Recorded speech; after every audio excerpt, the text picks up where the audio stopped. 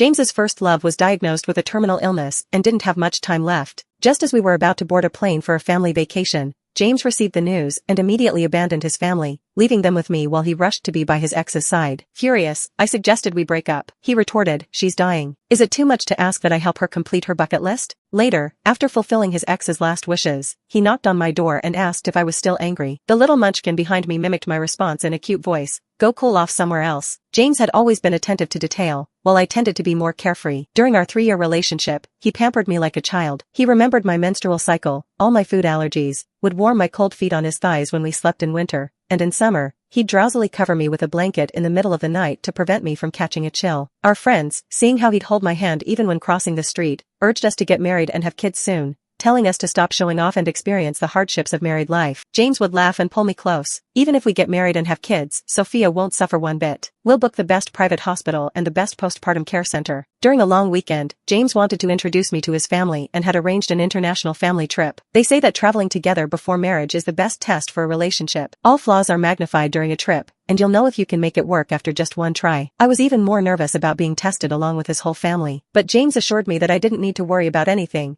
Just focus on looking beautiful, and he would take care of everything else. Only then did I feel at ease. The night before our departure, he tossed and turned, unable to sleep. I thought he was worried about overlooking something in the arrangements, so I gently patted him, but he said nothing, just let out a long sigh. At the airport, after meeting up with all his family members, he still seemed distracted, checking his phone every few minutes. James's sister and brother-in-law had already gone through the boarding gate with their little daughter. I tugged on James's sleeve, signaling him to show our tickets. Instead, he pulled me aside. "I'm sorry, Sophia, I can't go. Please take care of my family for me." Even as his running figure disappeared from view, I couldn't process what had just happened. For the past 3 years, no matter when I messaged James, he always replied instantly. But this time, he didn't answer my calls or respond to my messages. He didn't even offer a proper explanation. What was going on? I was so angry that tears welled up in my eyes. "Ma'am, the boarding gate is about to close. Please board quickly." This was James's parents' first trip abroad, and his sister had a 3-year-old child with her. I couldn't imagine how panicked this family would be in a foreign country, so I had no choice but to go ahead and board. As I walked across the jet bridge, my phone buzzed. I thought it was James, but when I opened it, I saw it was a message from my best friend, Olivia. "Did you know James's first love, Nora, is back in the country? I heard she has a terminal illness and came back for treatment. Hey, I'm just gossiping with you. James is so good to you. Whether she's back or not shouldn't affect your relationship." Reading these lines, I took a deep breath, my hand trembling slightly. Thinking back on James's recent strange behavior, everything suddenly made sense. My boyfriend, who had always showered me with affection, had abandoned his entire family and left them with me, all for his first love. James, who was usually so meticulous in his interactions with others, had done something so outrageous. I couldn't help but steady myself against the nearby handrail, suddenly feeling dizzy. Once on the plane, faced with James's waiting family, I hurriedly made up an excuse, saying James had an urgent matter at work. His mother seemed displeased. "Sophia, dear, why didn't you try to persuade our James to stay? It's a holiday, and we finally got to go on a trip together. He works too hard. If James isn't going, what's the point of us going?" I was taken aback. James probably couldn't face me, not even offering an explanation, let alone giving me a chance to persuade him. The cabin door had already closed, and nearby passengers, hearing their conversation, began to whisper worriedly, concerned it might delay the takeoff. "When we finally get to go on a trip, we should try to overcome any obstacles and enjoy ourselves as much as possible." I said this to James's mother, but I was also saying it to myself. Back in my seat, I couldn't help but tear up. All of James's past kindnesses now seemed distorted, unable to withstand scrutiny. Faced with his entire family, I still had to make excuses for him and comfort them. What sin had I committed to deserve such torment? "Miss, do you know the passenger who was supposed to sit next to you? They checked in but didn't board. Our plane is about to take off." A pleasant male voice sounded beside me. I looked up with teary eyes at him, suddenly feeling emotionally overwhelmed. "He left." The flight attendant panicked and hurriedly offered me tissues. "Left? Yes, he just left." My anger, grievance, and heartache completely overflowed at that moment. "I'm so sorry for your loss. If you need anything, please don't hesitate to ask." The flight attendant looked at me with sympathy and surprise. Only then did I realize how ugly my crying must have been, leading him to misunderstand the situation entirely. The flight attendant was exceptionally attentive to us throughout the flight, giving James's father an extra meal and even gifting James's little niece with an airline mascot toy. As we were disembarking, I wanted to thank the flight attendant, but seeing him coldly refuse a female passenger who asked for a photo with him, I just quietly followed the crowd off the plane. I might as well consider James dead. Thinking this way, I actually felt a bit better. Leading this big family through immigration, with the elderly complaining about the long wait and the little one crying from hunger, was overwhelming. All the things James said I wouldn't need to worry about now fell on my shoulders, leaving me feeling utterly helpless with nowhere to vent my frustrations. When I received Olivia's call, my mind was in a fog. Sophia, why did it take you so long to answer? Is James with you? Have you seen Nora's Instagram post? That person in the photo looks a lot like James. Urged by Olivia, I hung up and checked Nora's Instagram post. In the photo, there was a stark white hospital room with flowers and a card on the table. In the blurred background was a figure I knew all too well. Nora's caption read, "The doctor asked what regrets I had in life. I made a long bucket list. But when I see the moonlight on your brow, with you by my side, what regrets could I possibly have?" In the comments, Nora's readers expressed concern about her condition. Some began to speculate about Nora's love life, guessing who the person in the photo might be. I sent Olivia a message. "I've seen the photo. It's probably my soon-to-be ex-boyfriend, James. We had once promised each other that even if we argued, it wouldn't last more than a day. We would communicate clearly about any issues and never resort to the silent treatment. But in the days since we left, James hadn't contacted me at all. James wasn't answering his parents' calls either, only sending them brief messages saying he was busy with work and would explain everything when he got back. His uncle and aunt were worried but didn't want to say much. His sister pulled me aside. "Sophia, tell me the truth. What's really going on between you and James? Did you two have a fight?" "James went to the hospital to take care of Nora." "What? They broke up years ago. This is ridiculous." Right in front of me, his sister dialed James's number, but after a few rings, the call was disconnected. I gave a bitter smile. Perhaps he was also feeling guilty and couldn't face his family's questions. Ever since I started thinking of James as my deceased ex-boyfriend, I felt a touch of pity when looking at his family members. It wasn't until we returned home and I led the whole family out of the arrivals area with their luggage that I saw James again. It turns out that when people feel guilty, they can't look you in the eye. From the moment I first saw James until he sent everyone home, he kept avoiding my gaze. By the time the car stopped in the underground parking of our building, it was already 11 p.m. "Give me an explanation, right here. I don't want to go home to argue. I have work tomorrow." On the flight back, I had already thought of various reasons for him,